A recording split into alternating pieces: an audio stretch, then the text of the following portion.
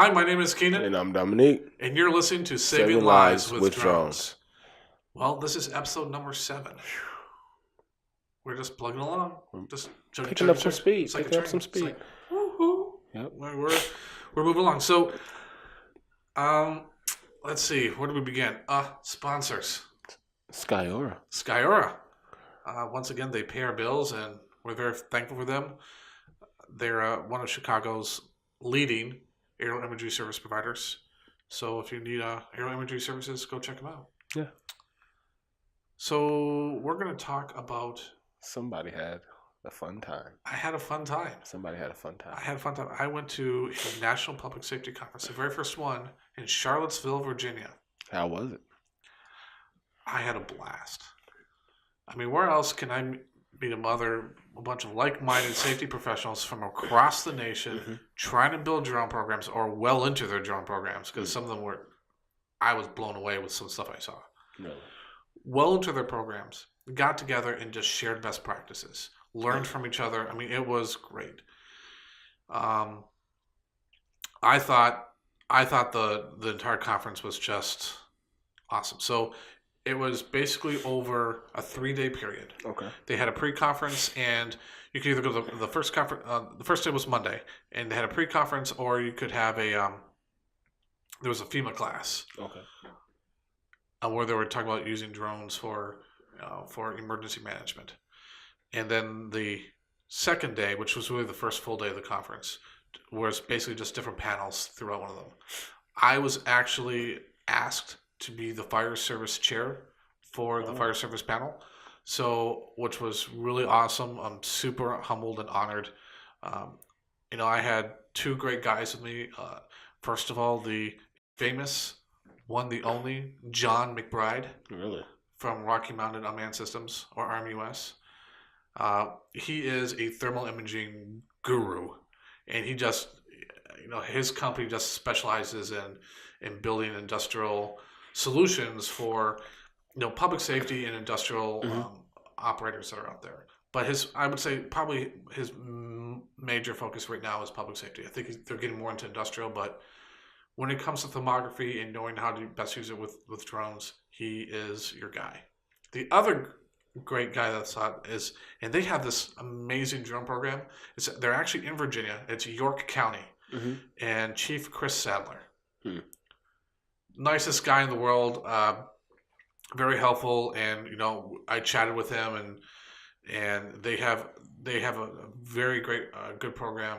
They have an M6 Matrice 600, much like mine, but what they've done is they actually have 2 separate camera gimbals that they control independently. So they control like a normal camera and electro-optical, and it wasn't like big rocket science in what they did. They just hooked up a second light bridge to the 600. I was like, wow, that's pretty simple actually. Yeah. So they have one light bridge that controls the drone and obviously controls one gimbal, and then the other light bridge, only thing its job in the world is to do is control the gimbal. The second gimbal, that's it. It does take like 4 controllers actually to operate the whole thing, and one of them is just going to sit there kind of idle, but it gets the job done. They also have a trailer that has flat screens on the inside, portable flat screens that come out the outside, inverter, power supply, all the tools that they need. They can take their controllers, plug them into antennas they actually put on the roof of the trailer itself. So this entire self-contained kind of drone command center, and I just thought it was awesome because they can easily. Well, yeah, because that'd be really cool. Like, I know our department had a trailer, and I'm kind of like, wow, I kind of wish we had a trailer now again too. But it is what it is. But I have a trailer personally, so I know, like, for my commercial operations that I do every once in a while, maybe I'll turn that into a command center because it'd be kind of useful. But it's really cool. If it's raining out, you stick the Proby out there as your visual observer, and then the people piloting can stay dry inside and watch the whole thing. And they did a great demo of a hazardous material situation, and it was just really, really awesome. So the great thing is this wasn't just about the fire. Like, I spoke for the fire service side. Right. They had law enforcement there. They had talked about emergency management. Mm-hmm. They talked about kind of legal issues and logistics. One of the things that came up during the legal issues, logistics, was talking about DJI and kind of like the security of the signal going to and from the drone if it can be hacked. So, just in abundance of transparency, DJI does have some form of encryption for the signal that gets sent from the drone to the controller and back. It is not the type of encryption that would be like Department of Defense worthy, but it's probably better than what your average Joe can actually do. So you can't just take a 2.4 gigahertz receiver hook it up to a television and view what they're seeing. It's not that simple. Is it hackable? Yes. There were talks about how you could potentially use like replay attacks, so it can actually like record the radio transmission. This basically replay the transmission to get the drone to do various types of things. So that was some cool things. So my fire service panel, it went really, really well. I actually talked a lot about my mapping. Chris kind of talked about what they kind of do as a program as a whole and talked about incident management. And obviously, John had talked about thermography. And he had some cool demos like showing like, one misconception with thermography is that, you can see through walls. Well, no. You can see into a car. No. Unless the windows are down. But the windows are up, you see nothing. Right. And, he kind of demonstrated like if you have a hot environment and you don't have, let's say everything is like 98 degrees. And what he did to kind of demonstrate this is he showed the thermal camera towards the crowd, and he put a lighter in front of it. And all of a sudden the whole crowd disappeared once that lighter started to light. And the reason for it was that all that heat energy from the lighter kind of drowned out the entire crowd. Even though you could see it through a regular optical camera, you could see it on the crowd, you could not actually see it in the thermal imaging. So it was a pretty cool demo. I think it opened up a lot of eyes of saying, thermography is great, but it's not the end all be all. Exactly. It doesn't do everything. It's right tool for the right job, right? And I talked a lot about mapping. That was my session. We talked about some incidents that we had here and how mapping actually helped out. And that actually, I think, raised a lot of eyebrows and showing that it isn't just about trying to do the search and rescue mission or, doing a 540 size up of a structure and being able to see all the way around the structure. It's not just about that.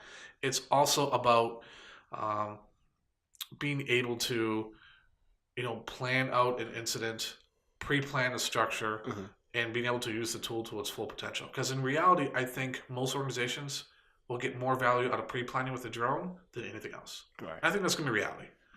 I think, and actually, if you don't, your program isn't working the way it should be. Right. Because pre-planning is, it's all about safety. It's all about bringing everybody home every single time, right? Right. And pre-planning is one big component to that, as well as our SOPs and SOGs.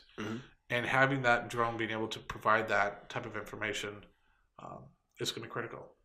And the fact is, when there's an incident, you're not always going to be able to fly a drone. Right. But you can always find time to pre-plan.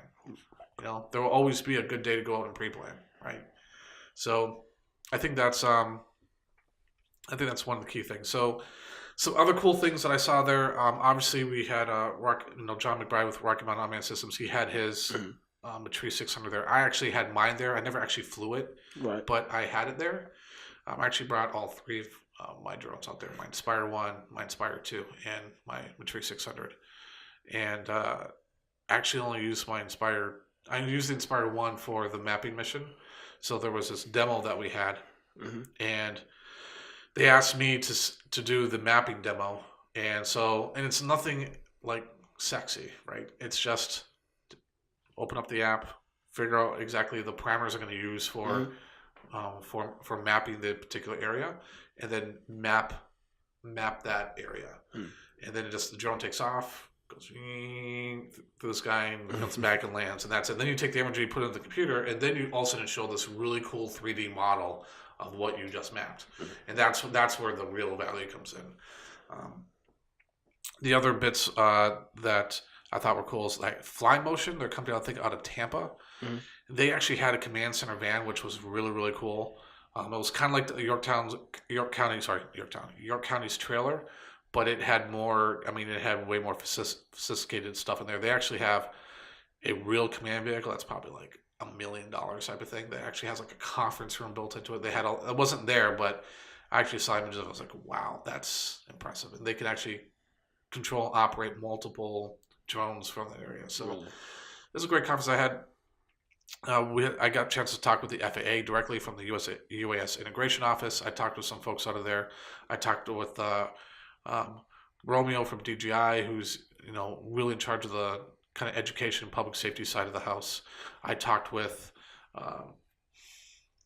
NIST was out there too. I might be doing a little bit of work with NIST on helping kind of validate drone usage in the public safety space. So there was just a lot of great Sounds contacts, like a a lot of good great time. people. It was a lot of fun. Fun road trip. I haven't done like a road trip in probably forever. So I didn't mind the 10, 11 hour drive there, 10 hour, 11 hour drive back. So again, I had a great time. Yeah, I will. Sure. Yeah, that's pretty much it. So with that, I think we should probably wrap up this episode. It was a good one. We got to hear about Keenan's fun trip. Yep, we definitely hear about Fun Trip, and we'll talk about different parts of it. Like I believe our next episode, we're going to talk a little bit about a little bit more one particular thing. Okay. That we got out of this that was actually makes a big difference for public safety agencies. So with that said, my name was Keenan, And I'm Dominique. and this was Saving Lives with With Drones.